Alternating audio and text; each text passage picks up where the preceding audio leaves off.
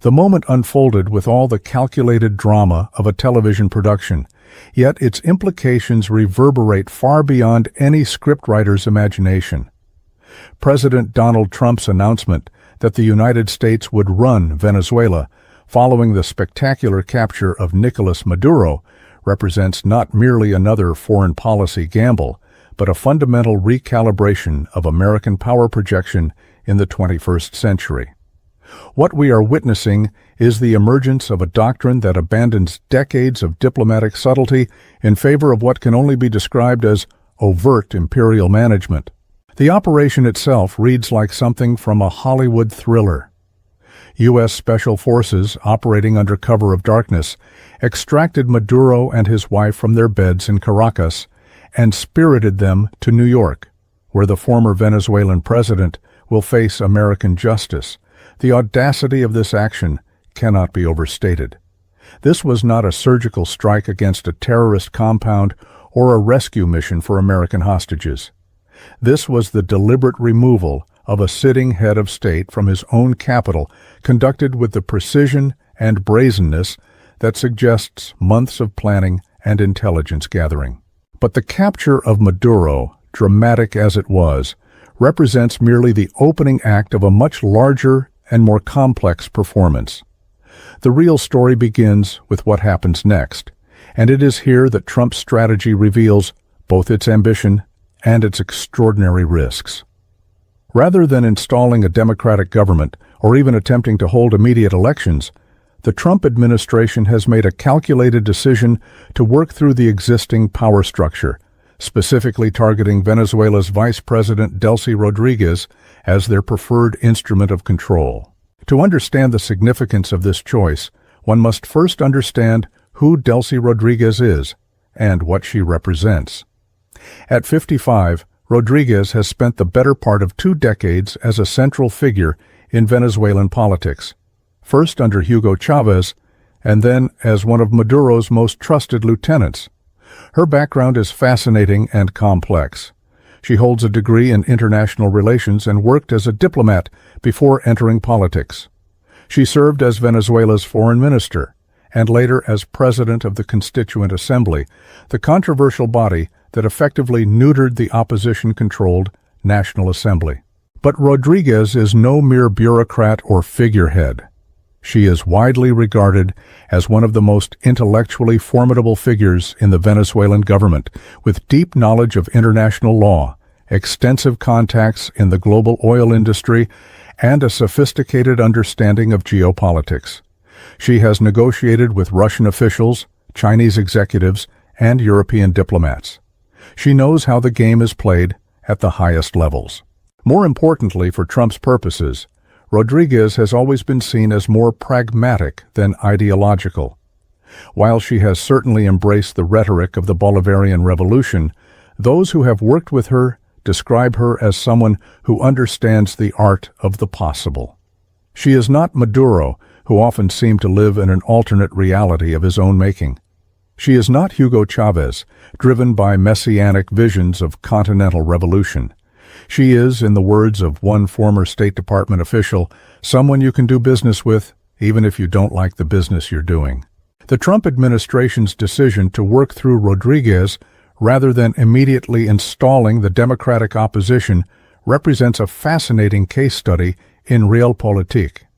For years, the United States has recognized Edmundo González as the legitimate winner of Venezuela's presidential election and has supported the democratic movement led by María Corina Machado.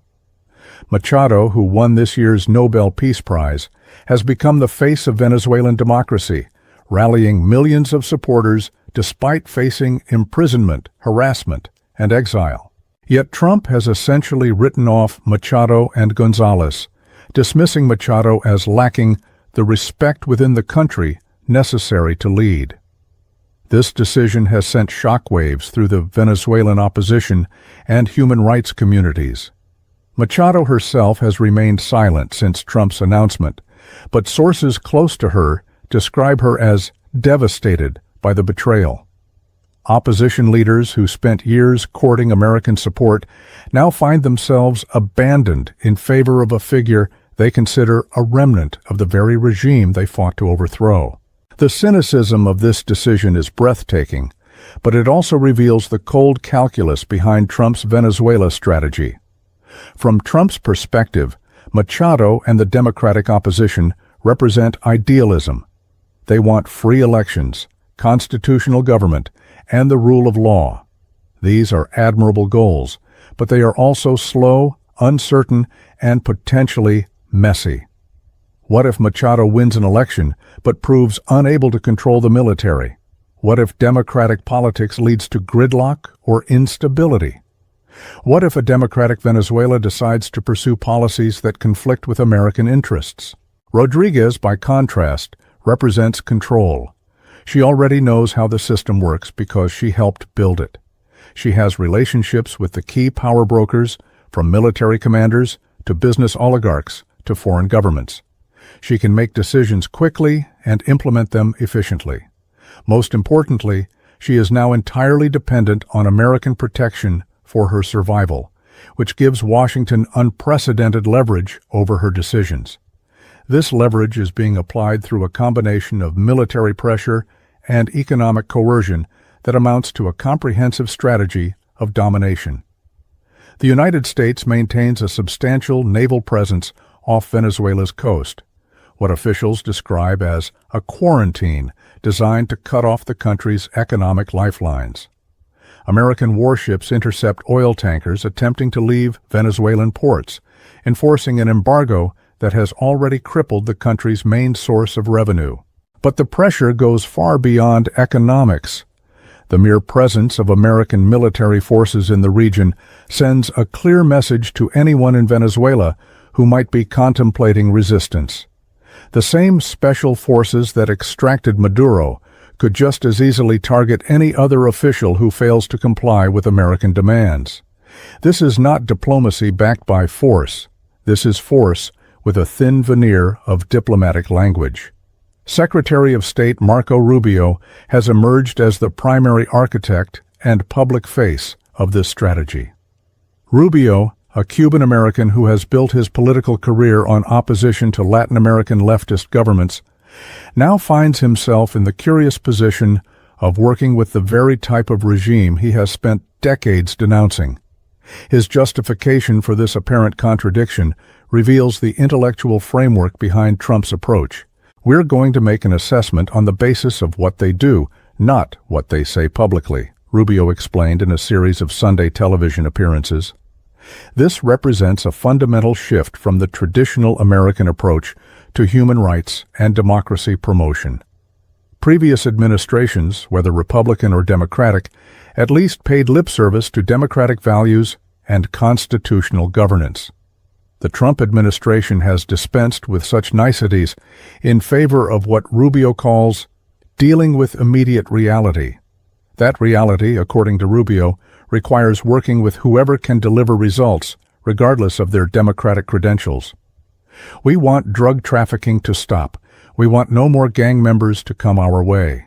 We don't want to see the Iranian and Cuban presence, Rubio told CBS's Face the Nation. The implication is clear. If Rodriguez can deliver on these priorities, her authoritarian credentials are irrelevant. This purely transactional approach to foreign policy represents a dramatic departure from decades of American doctrine. Since World War II, the United States has at least claimed to stand for something larger than narrow self-interest. American presidents from both parties have argued that promoting democracy and human rights serves not only American values, but also American security interests. Dictatorships, the argument went, inevitably become threats to regional stability and American interests. Trump has turned this logic on its head. From his perspective, dictatorships are not the problem. Unpredictable dictatorships are the problem. A dictator who serves American interests is preferable to a Democrat who might not. This represents perhaps the most cynical foreign policy doctrine in modern American history, and its implementation in Venezuela is merely the beginning. The implications of this approach become even more disturbing when one considers Trump's broader regional ambitions. His Venezuela strategy is clearly intended as a demonstration project, a proof of concept for American dominance throughout the Western Hemisphere. His comments about Colombia, Mexico, Cuba, and other countries suggest that he views the entire region as subject to American management. His description of Colombian President Gustavo Petro as a sick man who likes making cocaine and selling it to the United States reveals the contempt with which Trump views Latin American leaders who fail to show proper deference. When asked whether this meant there could be an operation in Colombia, Trump's response was chilling in its casualness. Sounds good to me. This is not the language of diplomacy. This is the language of imperial decree. Petro's response has been equally dramatic. The Colombian president, a former member of the M19 guerrilla movement who has spent decades advocating for peace and constitutional governance, announced that he would take up arms again to defend his country's sovereignty. This is not rhetorical bluster. Petro fought against the Colombian government for years before entering electoral politics, and his threat to return to armed resistance represents a potentially catastrophic escalation. The prospect of American military operations against Colombia, a key NATO partner and one of Washington's most important allies in South America, illustrates just how far Trump is willing to go in pursuit of regional dominance. Colombia has been a crucial partner in the war on drugs, the fight against leftist insurgencies, and the effort to contain Venezuelan migration. Threatening military action against Bogotá represents a level of strategic recklessness that could destabilize the entire northern part of South America. Cuba presents a different but equally complex challenge. Trump's assessment that military intervention is unnecessary because the island is ready to fall reflects a fundamental misunderstanding of how authoritarian regimes behave when cornered. The Cuban government has survived decades of American pressure, multiple assassination attempts, and the collapse of its Soviet patron. The idea that it will simply collapse because Venezuelan oil subsidies have ended demonstrates a dangerous level of wishful thinking. Moreover, Cuban President Miguel Díaz-Canel's declaration that his country is willing to give even our own life to defend Venezuela suggests that Havana views the American intervention as an existential threat.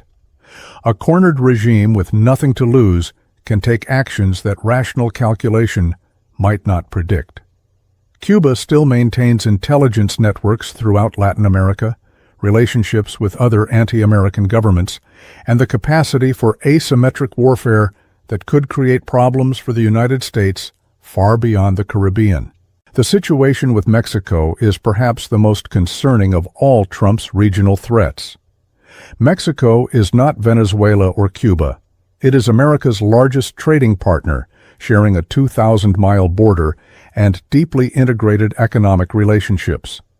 Mexican President Claudia Sheinbaum's categorical rejection of the Venezuelan intervention, combined with Trump's threats to address Mexican drug cartels through military action, has the potential to destroy one of America's most important bilateral relationships.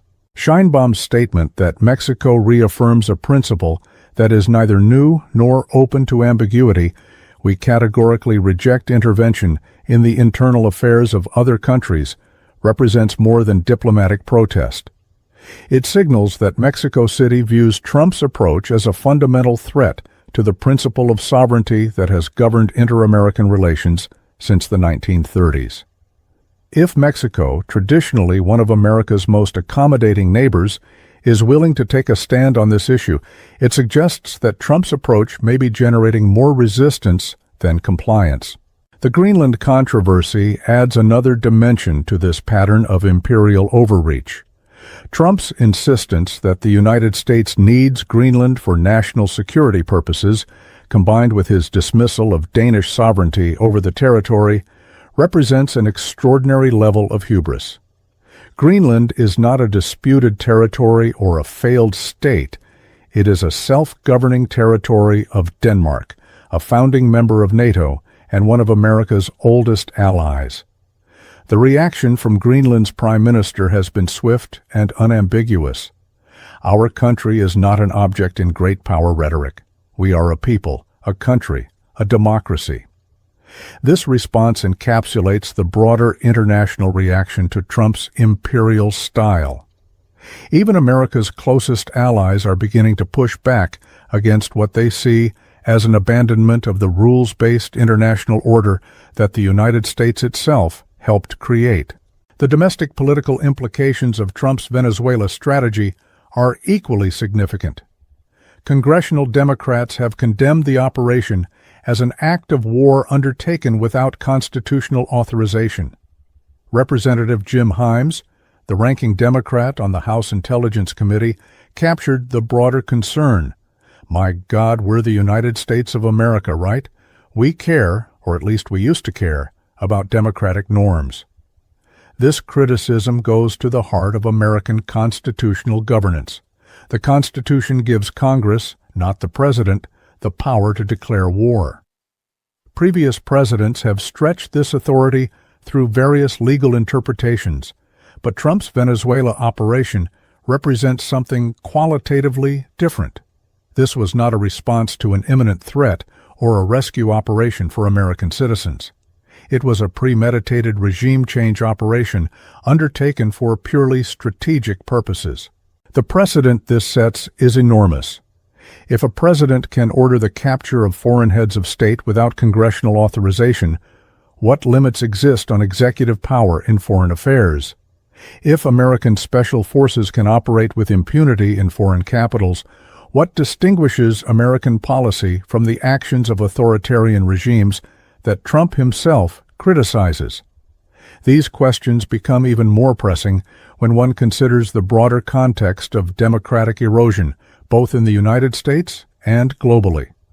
The use of military force to achieve political objectives, the dismissal of democratic opposition movements, and the embrace of strongman tactics all represent elements of authoritarian governance that many analysts have identified as threats to democratic institutions.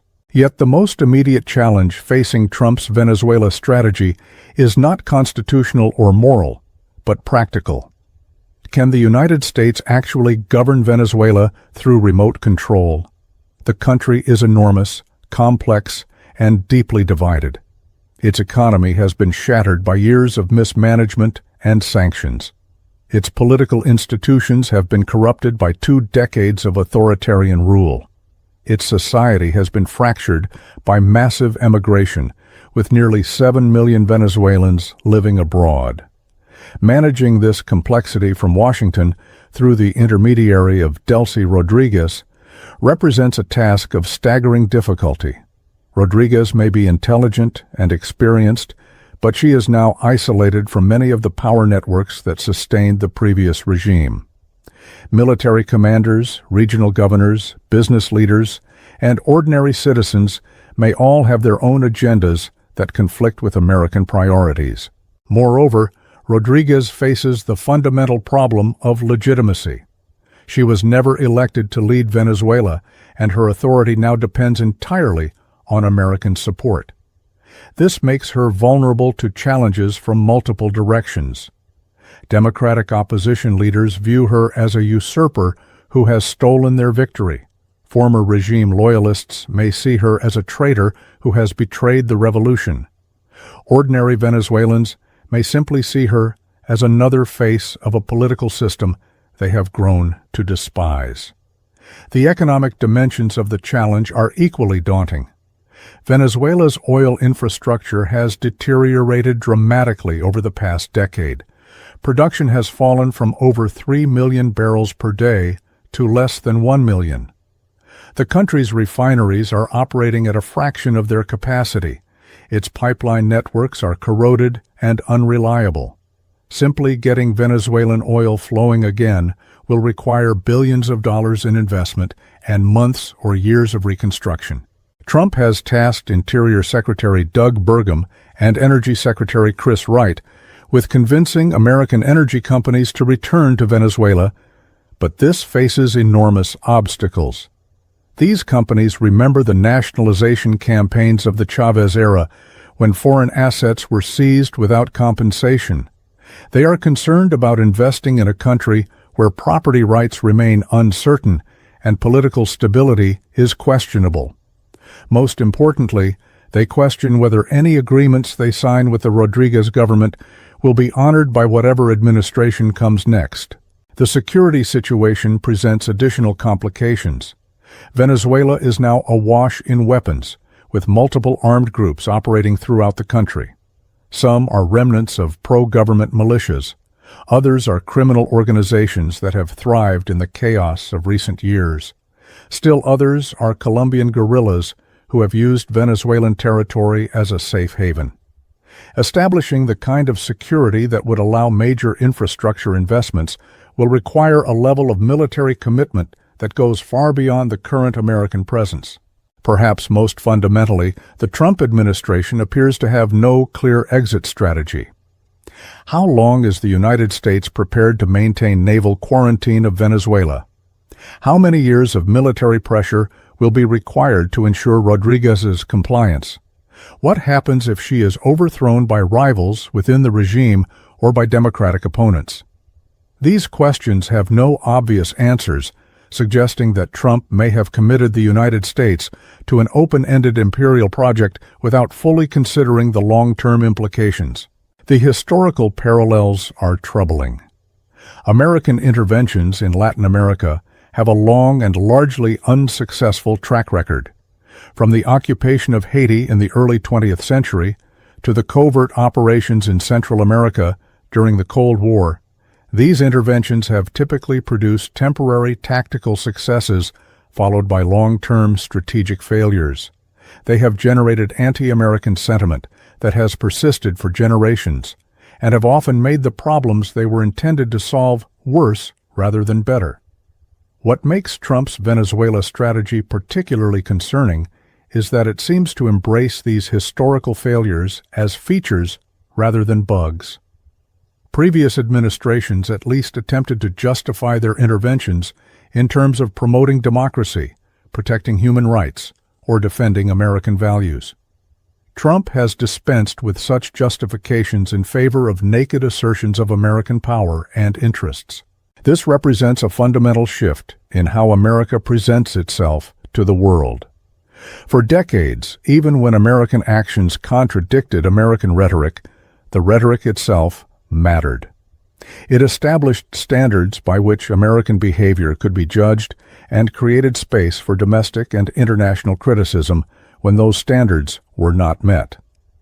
Trump's approach eliminates this gap between rhetoric and reality by simply abandoning any pretense of principled behavior. The international implications of this shift cannot be overstated. If the United States openly embraces might makes right as the governing principle of international relations, what moral authority does it have to criticize similar behavior by China, Russia, or other authoritarian powers? If American presidents can order the capture of foreign leaders they dislike, why shouldn't Vladimir Putin feel free to do the same?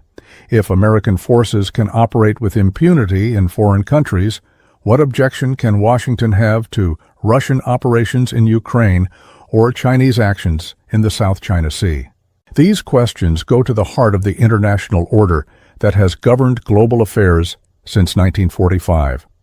That order was built on the principle that might alone does not make right, that there are rules and institutions that constrain the behavior of even the most powerful states, and that these constraints serve everyone's long-term interests by making international behavior more predictable and less prone to escalation.